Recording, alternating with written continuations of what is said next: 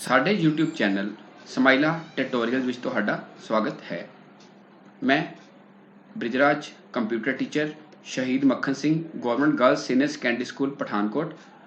ਅੱਜ ਅਸੀਂ subject computer science class +2 chapter 3 user defined functions ਵਿੱਚ ਜਿਹੜਾ ਟੌਪਿਕ ਪੜਾਂਗੇ ਉਹ ਹੈ ਫੰਕਸ਼ਨ ਨਾਲ ਆਰਗੂਮੈਂਟਸ ਅਤੇ ਬਗੈਰ ਰਿਟਰਨ ਮੁੱਲ means function with arguments and without return value. आओ देखते हाँ। फंक्शन की सैकेंड कैटेगरी है फंक्शन नाल आर्गूमेंट्स अते बगैर रिटर्न मुल। इस विच फंक्शन के अंदर आर्गूमेंट्स की वरतों हुंदी है। आर्गूमेंट्स किनू बोलते हैं? जदों असी फंक्शन की ब्रैकेट के अंदर कुछ लिखिए तो उन्होंने बोलते हैं आर्गूमेंट्स। फंक्शन को परिभाषित करन समय जिहड़े आर्गूमेंट्स ਪੈਰੈਂਥਸਿਸ ਵਰਤੇ ਜਾਂਦੇ ਹਨ ਉਹਨਾਂ ਨੂੰ ਡੰਮੀ ਜਾਂ ਫਾਰਮਲ ਆਰਗੂਮੈਂਟਸ ਕਿਹਾ ਜਾਂਦਾ ਹੈ। ਤੁਹਾਨੂੰ ਮੈਂ ਦੱਸਿਆ ਸੀ ਫੰਕਸ਼ਨ ਦੇ ਤਿੰਨ ਕੰਪੋਨੈਂਟ ਹੁੰਦੇ ਨੇ। ਫੰਕਸ਼ਨ ਡਿਕਲੇਰੇਸ਼ਨ ਜਿਹੜੀ ਮੇਨ ਤੋਂ ਪਹਿਲੇ ਹੁੰਦੀ ਹੈ, ਫੰਕਸ਼ਨ ਕੋਲ ਜਿਹੜਾ ਮੇਨ ਦੇ ਅੰਦਰ ਆਉਂਦਾ ਹੈ, ਤੇ ਫੰਕਸ਼ਨ ਡੈਫੀਨੇਸ਼ਨ ਜਿਹੜਾ ਮੇਨ ਤੋਂ ਬਾਅਦ ਆਉਂਦਾ ਹੈ। ਤੇ ਫੰਕਸ਼ਨ ਡੈਫੀਨੇਸ਼ਨ ਬੋਲਦੇ ਆ ਫੰਕਸ਼ਨ ਪਰਿਭਾਸ਼ਾ ਨੂੰ। ਮਤਲਬ ਆਪਾਂ ਤੀਸਰੀ ਕੈਟਾਗਰੀ ਦੀ ਗੱਲ ਕਰਦੇ ਪਏ ਹਾਂ ਕਿ ਫੰਕਸ਼ਨ ਨੂੰ ਪਰਿਭਾਸ਼ਿਤ ਕਰਨ ਸਮੇਂ ਅਸੀਂ ਫੰਕਸ਼ਨ ਦੀ ਬ੍ਰੈਕਟ ਦੇ ਅੰਦਰ ਜਿਹੜੇ ਆਰਗੂਮੈਂਟ ਲਿਖਾਂਗੇ उन्होंने की कहांगे डमी या फॉर्मल आर्गूमेंट्स। तो जिहड़े डमी या फॉर्मल आर्गूमेंट है उन्होंने असीं पैरामीटर भी कहते हाँ। फंक्शन को कॉल करन समय जिहड़े आर्गूमेंट्स पैरेंथेसिस भी लिखे जाते हैं उन्होंने एक्चुअल आर्गूमेंट्स कहा जाता है। मतलब कि फंक्शन की सैकेंड कैटेगरी फंक्शन का सैकेंड कंपोनेंट जिहड़ा मेन के अंदर डिक्लेयर होंदा है कि जो फंक्शन को कॉल करते हाँ या फंक्शन को बुलाते हाँ उस टाइम ब्रैकेट के अंदर जिहड़े आर्गूमेंट लिखे जाते हैं उन्होंने की कहा जाता है actual arguments. Formal arguments actual arguments को कीमत प्राप्त करते हैं। इसका अर्थ यह है कि जोड़े फॉर्मल आर्गूमेंट है डमी आर्गूमेंट ने या पैरामीटर ने इन्हों को अपनी वैल्यू नहीं होंगी, इन्हों को अपनी कीमत नहीं होंगी। यह वैल्यू किहदे कोलों प्राप्त करते हैं? यह वैल्यू प्राप्त करते हैं एक्चुअल आर्गूमेंट्स कोलों। इस फंक्शन की रिटर्न टाइप वॉइड होंदी है। मतलब इस फंक्शन के भी जो असीं फंक्शन को डिक्लेयर करांगे या डिफाइन करांगे तो फंक्शन के नाम तो पहले की आएगा वॉइड। हुण असीं इंग्लिश मीडियम में देखते हाँ function with arguments and without return value. In this type of function we need to specify arguments within the parenthesis written after the function name. Means in this we will write the arguments within the brackets of function. While defining a function, arguments within the parentheses are called dummy or formal arguments.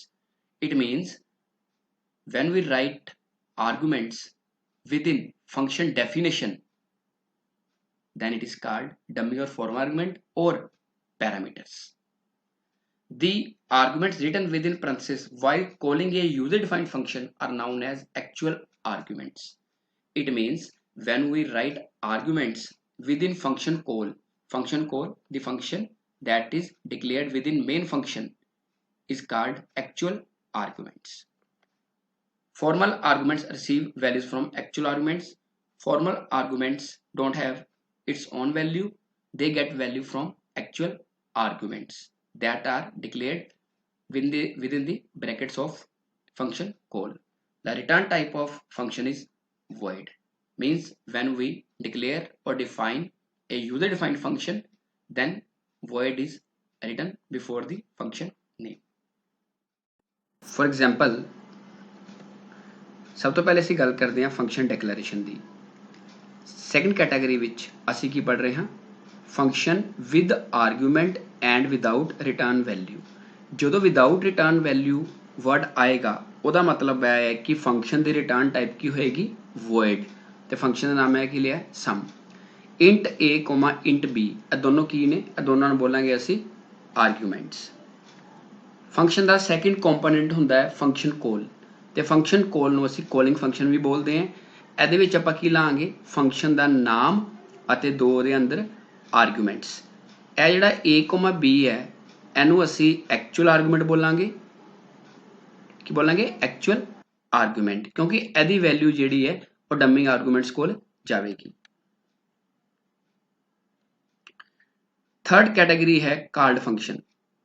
Called function का मतलब है function definition. ਇਹਦਾ मतलब है कि ਜਿਹੜਾ function का तीजा component ਹੁੰਦਾ ਉਹ ਕੀ ਹੁੰਦਾ फंक्शन डेफिनेशन। ਇਹਦੇ ਵਿੱਚ ਲਿਆ ਮੈਂ void sum int a, b curly braces ਦੇ ਅੰਦਰ body of function। ਜਿਹੜਾ a, b ਹੈ ਇਹਨੂੰ ਅਸੀਂ ਕੀ ਕਹਿੰਦੇ ਹਾਂ, ਡੰਮਿੰਗ ਆਰਗੂਮੈਂਟਸ ਜਾਂ ਫਾਰਮਲ ਆਰਗੂਮੈਂਟਸ। ਤੇ ਅਗਰ ਸਿੰਪਲ ਵਰਡ ਦੇ ਵਿੱਚ ਕਹਿਣਾ ਹੋਵੇ ਤੇ ਇਹਨੂੰ ਅਸੀਂ ਕੀ ਕਹਿ ਸਕਦੇ ਹਾਂ, ਪੈਰਾਮੀਟਰ। ਇਹਨੂੰ ਡੰਮੀ ਆਰਗੂਮੈਂਟ ਜਾਂ ਫਾਰਮਲ ਆਰਗੂਮੈਂਟ ਇਸ ਕਰਕੇ ਕਹਿੰਦੇ ਹਾਂ ਕਿਉਂਕਿ ਇਹਦੇ ਕੋਲ ਆਪਣੀ ਵੈਲਿਊ ਨਹੀਂ ਹੁੰਦੀ ਤੇ ਇਹਨੂੰ ਵੈਲਿਊ ਕਿੱਥੋਂ ਮਿਲਦੀ ਹੈ, ਕੋਲਿੰਗ ਫੰਕਸ਼ਨ ਕੋਲੋਂ ਜਾਂ ਫੰਕਸ਼ਨ ਕੋਲ ਕੋਲੋਂ। ਆਓ function with arguments and without return value ਨੂੰ ਇੱਕ ਪ੍ਰੋਗਰਾਮ ਦੀ ਮਦਦ ਨਾਲ ਸਮਝੀਏ। ਇੱਥੇ ਮੈਂ ਪ੍ਰੋਗਰਾਮ ਬਣਾਇਆ ਹੈ sum of two numbers using function with arguments and with return value. ਸਭ ਤੋਂ ਪਹਿਲੇ ਮੈਂ ਦੋ ਹੈਡਰ ਫਾਈਲਸ ਲਈਆਂ, ਸਟੂਡੀਓ ਅਤੇ ਕੋਨੀਓ। ਇਹ ਤੁਹਾਨੂੰ ਪਤਾ ਹੈ ਕਿ ਸੀ ਪ੍ਰੋਗਰਾਮ ਦੀ ਸ਼ੁਰੂਆਤ ਵਿੱਚ ਇਹ ਦੋਨੋਂ ਹੈਡਰ ਫਾਈਲਸ ਦੀ ਵਰਤੋਂ ਹੁੰਦੀ ਹੈ। ਇੱਥੇ ਮੈਂ ਫੰਕਸ਼ਨ ਨੂੰ ਡਿਕਲੇਅਰ ਕੀਤਾ ਹੈ void sum int a, int b।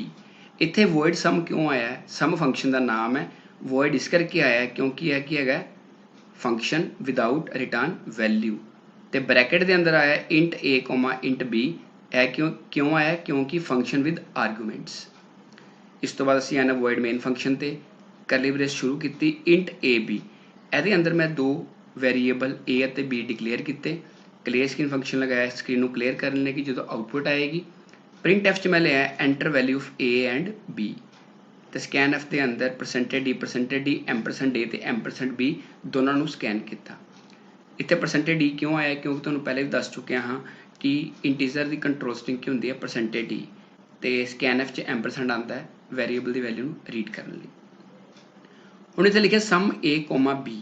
ਇਹ ਜਿਹੜਾ a, b ਹੈ ਇਹ ਦੋਨੋਂ ਕੀ ਹੈਗੇ ਨੇ, ਇਹ ਦੋਨੋਂ ਹੈਗੇ ਨੇ ਐਕਚੁਅਲ ਆਰਗੂਮੈਂਟਸ ਤੇ ਸਮ ਕੀ ਹੈਗਾ, ਫੰਕਸ਼ਨ ਦਾ ਨਾਮ ਤੇ ਪੂਰੀ ਦਾ ਪੂਰਾ ਕੀ ਹੈਗਾ, ਕੋਲਿੰਗ ਫੰਕਸ਼ਨ। ਤੇ ਕੋਲਿੰਗ ਫੰਕਸ਼ਨ ਕਿੱਥੇ ਜਾਏਗਾ, ਕੋਲਿੰਗ ਫੰਕਸ਼ਨ ਡਾਟਾ ਲੈਣ ਲਈ ਜਾਏਗਾ ਕਾਰਡ ਫੰਕਸ਼ਨ ਕੋਲ। ਹੁਣ ਇਹ ਕੀ ਕਰੇਗਾ ਕਿ ਜਦੋਂ ਫੰਕਸ਼ਨ ਨੂੰ ਕਾਲ ਕਰਾਂਗੇ ਤੇ ਅਸੀਂ ਇਹ ਬਣਾਇਆ ਫੰਕਸ਼ਨ ਡੈਫੀਨੇਸ਼ਨ। ਫੰਕਸ਼ਨ ਡੈਫੀਨੇਸ਼ਨ ਜਿਹੜਾ ਹੈ ਇਹ ਕਦੋਂ ਸ਼ੁਰੂ ਹੁੰਦਾ, ਮੇਨ ਦੇ ਖਤਮ ਹੋਣ ਤੋਂ ਬਾਅਦ। ਤੇ ਮੇਨ ਦੀ ਕਲੋਜ਼ਿੰਗ ਬ੍ਰੇਸ ਇੱਥੇ ਖਤਮ ਹੋ ਗਈ ਹੈ। ਇਸ ਤੋਂ ਬਾਅਦ ਮੈਂ ਲਿਆ ਫੰਕਸ਼ਨ ਡੈਫੀਨੇਸ਼ਨ। ਇਹ ਲਿਆ void sum int a, int b। void return type ਹੈ, ਸਮ ਫੰਕਸ਼ਨ ਦਾ ਨਾਮ ਹੈ, int a, b ਇਹ ਦੋਨੋਂ ਕੀ ਹੈਗੇ ਨੇ, ਡੰਮੀ ਆਰਗੂਮੈਂਟਸ, ਫਾਰਮਲ ਆਰਗੂਮੈਂਟਸ ਜਾਂ ਸਿੰਪਲ ਸ਼ਬਦਾਂ 'ਚ ਆਪਾਂ ਇਹਨਾਂ ਨੂੰ ਕੀ ਕਹਿ ਸਕਦੇ ਹਾਂ, ਪੈਰਾਮੀਟਰਸ। ਇਹਨਾਂ ਨੂੰ ਪੈਰਾਮੀਟਰਸ ਕਿਉਂ ਬੋਲਦੇ ਆ, ਕਿਉਂਕਿ ਇਹਨਾਂ ਕੋਲ ਆਪਣੀ ਵੈਲਿਊ ਨਹੀਂ ਹੁੰਦੀ। ਫਿਰ ਇਹਨਾਂ ਨੂੰ ਵੈਲਿਊ ਕਿੱਥੋਂ ਮਿਲਦੀ ਹੈ, ਇਹਨਾਂ ਨੂੰ ਵੈਲਿਊ ਮਿਲਦੀ ਹੈ ਐਕਚੁਅਲ ਆਰਗੂਮੈਂਟਸ ਕੋਲੋਂ। ਹੁਣ ਮੈਂ ਇੱਥੇ ਲਿਖਿਆ int c equal to a plus b। ਜੋ ਵੀ ਦੋਨਾਂ ਦਾ ਟੋਟਲ ਆਏਗਾ, ਜਿਹੜੀ ਵੈਲਿਊ ਐਕਚੁਅਲ ਆਰਗੂਮੈਂਟ ਕੋਲੋਂ ਇੱਥੇ ਪਹੁੰਚੇਗੀ ਉਹ ਵੈਲਿਊ ਇੱਥੇ ਆ ਜਾਏਗੀ ਤੇ ਸਮ ਕੀ ਆ ਜਾਏਗਾ, c 'ਚ। ਮੰਨ ਲਓ a ਦੀ ਵੈਲਿਊ ਮੰਨਣੀ ਹੈ 5, b ਦੀ ਮੰਨਣੀ ਹੈ 10। ਇਹਦਾ ਮਤਲਬ ਹੈ ਕਿ 5 ਜਿਹੜਾ ਹੈਗਾ ਉਹ ਆ ਜਾਏਗਾ ਇਹ ਵਾਲੇ a 'ਚ ਤੇ 10 ਆ ਜਾਏਗਾ b ਦੇ ਵਿੱਚ। ਤੇ 10 ਜਮਾ 5 ਕਿੰਨਾ ਹੋ ਗਿਆ, 15। ਤੇ ਜਦੋਂ ਆਪਾਂ ਸਮ ਸ਼ੋ ਕਰਾਵਾਂਗੇ ਤੇ ਕਿੰਨਾ ਆਨਸਰ ਸ਼ੋ ਹੋਵੇਗਾ, 15। ਆ ਪ੍ਰੋਗਰਾਮ ਨੂੰ ਕੰਪਾਈਲ ਅਤੇ ਰਨ ਕਰਕੇ ਦੇਖਦੇ ਹਾਂ। ਮੈਂ ਪ੍ਰੋਗਰਾਮ ਨੂੰ Alt F9 ਨਾਲ ਕੰਪਾਈਲ ਕਰਦਾ ਅਤੇ Control F9 ਨਾਲ ਰਨ ਕਰਦਾ। ਇਹਨੇ ਤੇ ਪੁੱਛਿਆ enter value of a and b। a ਅਤੇ b ਦੀ ਵੈਲਿਊ ਮੈਂ ਰੀਡ ਕੀਤੀ 10 ਅਤੇ 20। ਇਹਦਾ ਮਤਲਬ ਇਹ ਹੋ ਗਿਆ ਕਿ a ਦੀ ਵੈਲਿਊ 10 ਹੋ ਗਈ ਤੇ b ਦੀ ਕਿੰਨੀ ਹੋ ਗਈ, 20। ਹਾਂਜੀ, a ਦੀ ਵੈਲਿਊ ਕਿੰਨੀ ਹੋ ਗਈ 10 ਤੇ b ਦੀ ਕਿੰਨੀ ਹੋ ਗਈ 20। ਇੱਥੋਂ ਦੀ ਜਿਹੜੀ a ਤੇ b the a the value ਜਿਹੜੀ 10 ਹੈ ਉਹ ਇੱਥੇ ਆ ਜਾਏਗੀ ਤੇ b ਦੀ ਵੈਲਿਊ ਜਿਹੜੀ 20 ਹੈ ਉਹ ਇੱਥੇ ਆ ਜਾਏਗੀ। c ਦੇ ਵਿੱਚ ਜਾ ਕੇ a plus b। ਇਹਦਾ ਮਤਲਬ ਹੈ ਕਿ 10 plus 20 ਦੋਨਾਂ ਦਾ ਟੋਟਲ ਕਰੇਗਾ, ਕਿਹਦੇ 'ਚ ਗਿਆ, c 'ਚ। ਇਸ ਤੋਂ ਬਾਅਦ ਕੀ ਹੋਏਗਾ ਕਿ ਜਿਹੜਾ ਰਿਜ਼ਲਟ ਆਇਆ ਉਹ ਵਾਪਸ ਜਿਹੜਾ ਹੈਗਾ ਉਹ ਕਿੱਥੇ ਸਟੋਰ ਹੋਏਗਾ, ਜਾ ਕੇ ਨੀਚੇ ਇਸ ਜਗ੍ਹਾ ਤੇ ਜਿਹਦੇ ਨਾਲ ਕੀ ਹੋਏਗਾ, ਸਮ ਦੀ ਵੈਲਿਊ ਕਿੰਨੀ ਆ ਜਾਏਗੀ, 30। ਤੁਸੀਂ ਇੱਕ ਪ੍ਰੋਗਰਾਮ ਖੁਦ ਟਰਾਈ ਕਰ ਸਕਦੇ ਹੋ ਬਣਾ ਕੇ।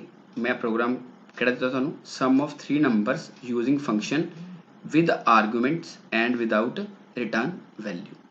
ਜਿਸ ਤਰ੍ਹਾਂ ਹੀ ਪਿਛਲਾ ਪ੍ਰੋਗਰਾਮ ਕੀਤਾ ਸਮ ਆਫ 2 ਨੰਬਰਸ ਦਾ, ਇਹ ਕਿਹੜਾ ਦਿੱਤਾ ਮੈਂ, ਸਮ ਆਫ 3 ਨੰਬਰਸ ਦਾ। ਇਹਦੇ ਵਿੱਚ ਤੁਸੀਂ ਕੀ ਕਰਨਾ ਕਿ ਜਿੱਥੇ ਮੈਂ 2 ਪੈਰਾਮੀਟਰ ਬ੍ਰੈਕਟ 'ਚ ਪਾਸ ਕੀਤੇ ਸੀ int a, b, ਤੁਸੀਂ ਉਹਦੇ 'ਚ ਕਿੰਨੇ ਵੇਰੀਏਬਲ ਲੈਣੇ ਆ, 3। int a, int b, int c। ਤੇ ਜਦੋਂ ਮੈਂ ਰਿਜ਼ਲਟ ਸਟੋਰ ਕੀਤਾ ਸੀ ਉਹ ਕਿਹ 'ਚ ਸਟੋਰ ਕੀਤਾ ਸੀ, c ਵੇਰੀਏਬਲ 'ਚ, c equal to a plus b। ਪਰ ਇਹਦੇ 'ਚ ਆਪਾਂ ਕੀ ਕਰਾਂਗੇ, d equal to a plus b plus c। ਫਿਰ ਜੇਕਰ ਤੁਹਾਨੂੰ ਕੋਈ ਦਿੱਕਤ ਆਉਂਦੀ ਹੈ ਤੁਸੀਂ ਕਮੈਂਟ ਸੈਕਸ਼ਨ ਵਿੱਚ ਆਪਣੀ ਕੁਐਰੀ ਪੁੱਛ ਸਕਦੇ ਹੋ। ਜੇਕਰ ਤੁਹਾਡੀ ਕੋਈ ਕੁਐਰੀ, ਕੁਐਸਚਨ ਜਾਂ ਸੁਜੈਸ਼ਨ ਹੈ ਤਾਂ ਕਮੈਂਟ ਸੈਕਸ਼ਨ ਵਿੱਚ ਜ਼ਰੂਰ ਦੱਸਣਾ। ਅਤੇ ਜੇਕਰ ਤੁਸੀਂ ਅਜੇ ਤੱਕ ਮੇਰੇ ਇਸ YouTube ਚੈਨਲ ਨੂੰ ਲਾਈਕ ਅਤੇ ਸਬਸਕ੍ਰਾਈਬ ਨਹੀਂ ਕੀਤਾ ਹੈ ਤਾਂ ਕਿਰਪਾ ਕਰਕੇ ਇਸ ਨੂੰ ਲਾਈਕ ਅਤੇ ਸਬਸਕ੍ਰਾਈਬ ਜ਼ਰੂਰ ਕਰੋ ਅਤੇ ਬੈਲ ਆਈਕਨ ਨੂੰ ਪ੍ਰੈਸ ਕਰਨਾ ਨਾ ਭੁੱਲੋ ਤਾਂ ਜੋ ਤੁਹਾਨੂੰ ਮੇਰੀਆਂ ਨਵੀਆਂ ਵੀਡੀਓਜ਼ ਦੀ ਨੋਟੀਫਿਕੇਸ਼ਨ ਮਿਲਦੀ ਰਹੇ। ਧੰਨਵਾਦ।